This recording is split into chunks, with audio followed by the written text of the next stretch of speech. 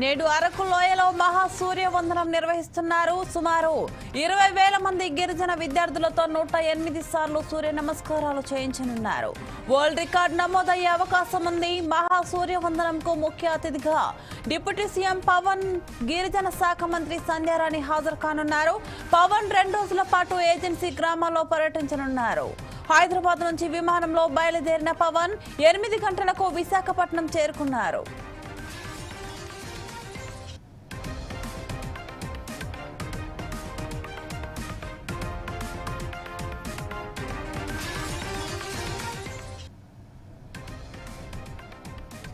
అక్కడి నుంచి రోడ్డు మార్గంలో అరకులోయ నియోజకవర్గంలోని డుమ్రిగూడ మండలం చాపరాయి ఉదయం 11 గంటలకు చేరుకోనున్నారు. దీనికి అవతల వైపున సుమారు 3 కిలోమీటర్ల మేర దూరంలో ఉన్న పెద్దపాడు గ్రామాన్ని సైతం ఆయన సందర్శించి రోడ్డు నిర్మాణ పనులకు శంకుస్థాపన చేసి అక్కడే ఏర్పాటు చేసిన బహిరంగ సభలో పవన్ కళ్యాణ్ పాల్గొంటారు.